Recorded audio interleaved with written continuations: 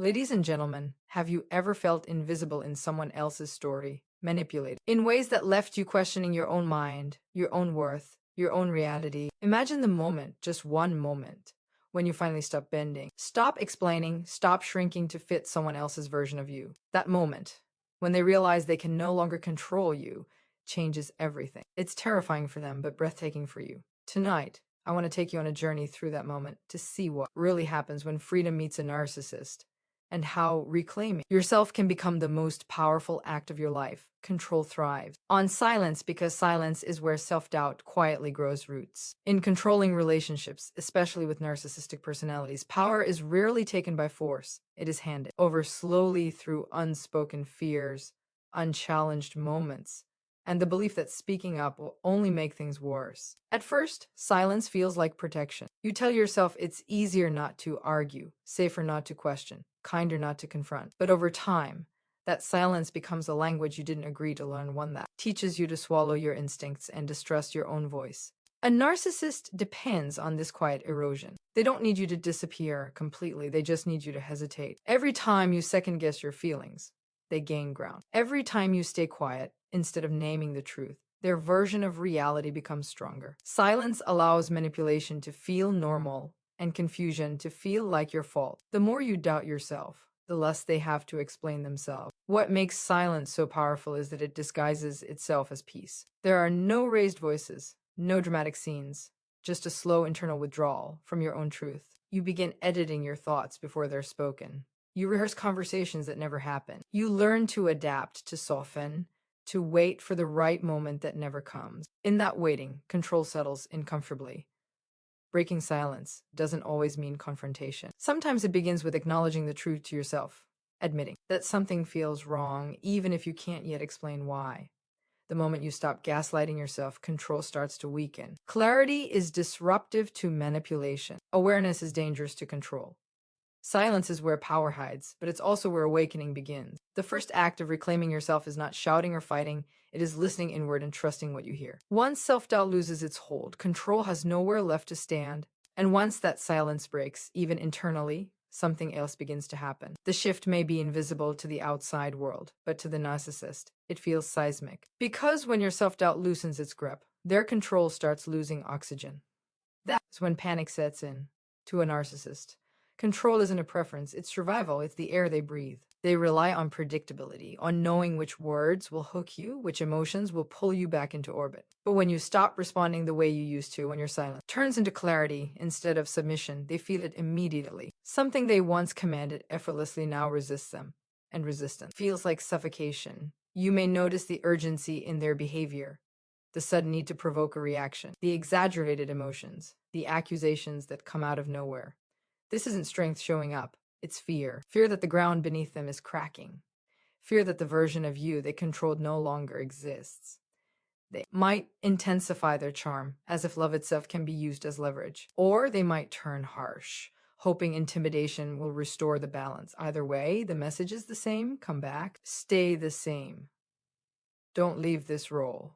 Because without your emotional compliance, they're forced to face something they've avoided for a lifetime: their own emptiness. What's important to understand is this: their panic is not caused by cruelty on your part. It's caused by awareness. You are not doing anything to them. You are simply no longer doing everything for them. And that absence of reassurance, reaction, and self-sacrifice feels unbearable. When control starts to slip, they grasp harder.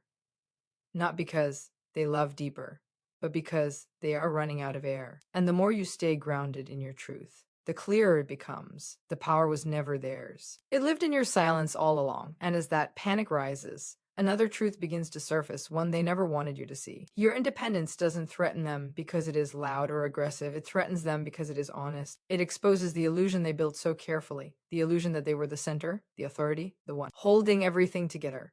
When you begin to stand on your own emotional ground, the story changes. You stop asking for permission to feel what you feel. You stop outsourcing your worth. And suddenly, the role they played starts to look smaller than it once did. Not because you're diminishing them, but because you're no longer shrinking yourself. That's the part they can't tolerate. Your independence is a mirror they never asked for. It reflects how much of their confidence depended on your compliance, how much of their certainty relied on your confusion. When you become clear, The fog they lived in lifts, and they are exposed, not as powerful, but as fragile. This is why they often accuse you of becoming cold or distant. In reality, you've simply stopped feeding the illusion. You've stopped reinforcing the narrative that they were necessary for your stability, your identity, your sense of direction. And without that reinforcement, the illusion begins to collapse under its own weight. What's painful and deeply human is that you didn't wake up intending to hurt anyone. You woke up intending to survive. You chose growth, not rebellion. But growth has a way of revealing what was never real to begin with. Your independence isn't an attack, it's a declaration. It says, I can see clearly now. And clarity is the one thing manipulation cannot survive. As you step into your own strength, you may feel guilt, not because you're doing something wrong, but because you were trained to associate your autonomy with abandonment. That guilt is not a signal to turn back. It's evidence of how deeply the illusion once held you. The truth is simple and unsettling. When you no longer need the illusion, it can no longer control you. And when that illusion begins to collapse, when your clarity refuses to be dimmed, something predictable follows. Control doesn't fade quietly when it stops working. It panics, and then it escalates. You see, resistance changes the rules of he game. Once you stop absorbing the blame, once you stop bending to restore comfort, the dynamic shifts. And a narcissist, faced with the loss of influence, doesn't suddenly choose reflection. They choose intensity. The manipulation that once whispered now raises its voice. The pressure that once felt subtle becomes unmistakable. This is often the most confusing stage because it can look like everything is getting worse just as you're getting stronger. The guilt trips become heavier. The emotional swings become sharper. Boundaries are tested again and again, not because they're unclear, but because they're being challenged. It's a final attempt to regain footing on ground that no longer belongs to them. They may distort your words, provoke reactions, or manufacture crises where none exist. Not because those crises are real, but because chaos has always been their advantage. When things are unstable, they hope you'll revert back to explaining, back to soothing, back to doubting yourself. Escalation is a strategy, not a loss of control, even though it looks like one. And this is where many people break, not because they were wrong to resist, but because they mistake escalation for failure. They think if I were really healing, this wouldn't be happening. But the opposite is true. Escalation is evidence that the old methods are no longer effective. What is required in this moment is not louder defense, but steadier grounding. Not more words, but firmer presence. Every time you remain calm where chaos is expected, you weaken the grip further. Every time you refuse to be pulled back into emotional turbulence, you rewrite the pattern. Resistance doesn't provoke escalation because you're doing harm. It provokes it because you're doing something right. And the discomfort you feel now is not a sign to retreat. It's the friction of a system breaking under the weight of your truth. And beneath all that noise, the escalation, the pressure, the emotional storms, there is something far quieter driving it all. Fear. Not the fear of losing you as a person, but the fear of being seen with armor. What looks like rage is often terror in disguise. When control starts to fail, when manipulation no longer lands, the narcissist is forced to confront a version of themselves they've spent years running from. Rage becomes the last shield. It's loud, intimidating, and meant to push you back into your old position. But strength doesn't need to shout. Fear does. This is why their anger feels sudden and disproportionate. It's not about the moment in front of them. It's about the collapse happening behind the scenes. Your steadiness threatens the false self they built to survive. Your boundaries challenge the lie that they were untouchable, superior, unshakable. Understanding this changes everything. Their rage is not proof that you've done something wrong. It's proof that their inner structure is fragile. They are not exploding because you're cruel. They unraveling because you're no longer willing to carry their emotional weight. When you see rage for what it truly is, a panic response, it loses its power to scare you into submission. You stop personalizing the outbursts. You stop trying to fix what was never yours to repair. And in that clarity, something shifts again. Fear can no longer masquerade as authority, and it's in that moment, when their fear no longer dictates your choices, that something profound begins to take shape inside you. Before any boundary is spoken out loud, before any distance is created in the physical world, freedom starts quietly within. You begin to notice the pause, the space between what they demand and what you feel obligated to give. That pause is powerful. It's where you check in with yourself instead of reacting automatically. It's where you realize you are allowed to choose peace over appeasement, truth over habit. No one sees this part, but it's the most important shift of all. Internal freedom doesn't announce itself. It shows up as self-trust returning, as your body no longer bracing for impact, as your mind no longer rehearsing defenses late at night. You stop negotiating with your intuition. You stop explaining your boundaries to yourself before honoring them. This is where real strength is born, not in confrontation, but in alignment. When your inner world becomes solid, the external world has to adjust. Boundaries stop feeling like punishments and start feeling like protect. Tie-in. You don't set them to control the other person. You set them to stay connected to yourself, and once that internal line is drawn, it doesn't matter how loudly fear or rage tries to cross it. You are no longer available for the old role. Freedom didn't begin when you walked away. It began the moment you chose yourself on the inside. And as that inner alignment settles in, another long-held lie begins to fall apart. The one that told you you were the problem all along, that you were too emotional, too sensitive, too much. But the truth, once you can finally see it, is almost painful in its clarity. You were targeted because you could feel. Empathy was never your weakness, it was your entry point. Your ability to listen, to understand, to give people the benefit of. The doubt made you valuable to someone who needed emotional supply. You carried depth, loyalty, and compassion into a dynamic that rewarded compliance instead of connection. And when those qualities were exploited, they were mislabeled as flaws. Sensitivity in a healthy space is discernment. It's awareness. It's the ability to notice shifts in tone, energy, and intention. That's why you question things others might have ignored. That's why you felt the dissonance before you could explain it. You weren't imagining problems. You were sensing truth before your mind had language for it.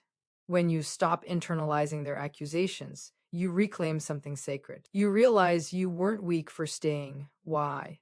Oh, you were hopeful. You weren't naive. You were open-hearted in a world that often punishes openness. And the moment you stop apologizing for that, the narrative changes. You no longer see yourself as too much. You see yourself as someone who gave deeply in the wrong place and learned with courage to choose differently. And when that truth settles in, when you stop apologizing for your empathy and stop labeling your sensitivity as weakness, another transformation takes hold. Walking away, whether physically, emotionally, or mentally, is no longer an act of fear or escape. It becomes an act of reclamation. It rewrites the power dynamic entirely, but not with anger, not with retaliation, and certainly not with chaos. It rewrites it with dignity, because the moment you step out of their orbit, you demonstrate something they can never manufacture: self-possession. They may try to chase, to guilt, to manipulate, but none of it lands when your presence is anchored in choice, not compliance. Your absence is proof that control was never yours to give. It was only borrowed, silently accepted, and now consciously withdrawn. This shift is deceptively simple. You don't have to argue, explain, or justify. You don't have to scream for recognition or negotiate for respect. You simply live in your own sovereignty. And that living, the quiet, unwavering decision to exist fully for yourself, shatters the narrative they relied upon. Walking away is not abandonment. It's liberation. And liberation has a clarity and a power that no manipulation can withstand. By choosing yourself, you don't just escape control, you redefine the rules of engagement forever. And yet, as empowering as liberation feels, there is a quiet challenge that follows, one that no one warns you about. Healing after walking away is instant. Peace can feel unfamiliar, almost disorienting, when chaos used to be your home. The silence that once terrified you now stretches like an empty room. The calm that feels safe also feels strange. For so long, your nervous system was trained to anticipate manipulation, to brace for impact, to survive intention. Suddenly, that tension is gone, and your body doesn't immediately know how to respond. This is where patience becomes your ally. Healing asks you to sit with yourself in ways you may have avoided. It asks you to rebuild trust in your instincts, your emotions, your boundaries. It asks you to grieve the version of your life you hoped for, the illusions you once believed, and even, sometimes, the person you thought they could be. And yet, this discomfort is not a setback. It is the proof that transformation is happening. Every pause, every moment of reflection, every breath taken in safety rewires the old patterns. Your nervous system slowly learns a new rhythm, one where peace is no longer fragile, where stability is no longer conditional, and where self-trust becomes the foundation of your life. Healing feels strange at first, but it is the unmistakable sign of freedom fully taking root. And as healing takes root and your nervous system learns the rhythm of safety, something remarkable happens. something both liberating and disarming. Your liberation becomes a mirror, not in a confrontational or vindictive sense, but as a quiet reflection of what was never theirs to control. Your calm, your clarity, your steady presence shows what is possible when someone refuses to be a pawn in manipulation. It reflects the growth, resilience, and integrity that was always inside you, even when it was buried beneath fear and doubt. And not everyone can stand that reflection. Some will resist it, dismiss it, or even attack it, not because you have changed, but because they can no longer use the old patterns to define themselves. Your freedom exposes stagnation, cowardice, and the fragility of false authority. It is a testament that power is never about domination. It is about self-possession, choice, and inner alignment. This mirror is not for them to see. It is for you to honor. Every boundary kept, every moment of self-respect, every quiet act of self-love reflects the truth of who you are, whole, unshakable, and no longer available for anyone's manipulation. Your liberation does not just break cycles, it illuminates the path forward for you and for anyone brave enough to follow. So here's the truth I want you to carry with you. Freedom is not loud, it's not dramatic, and it doesn't require anyone's permission. It begins quietly inside, in the moments you choose yourself over doubt, clarity over confusion, and peace over chaos. When you claim your life, when you honor your boundaries, when you stop apologizing for being real, you don't just escape control. You transform it into power that belongs only to you. Remember this, the strongest rebellion is not against them, but for yourself. Stand tall, breathe deep, and never let anyone rent space in your soul again.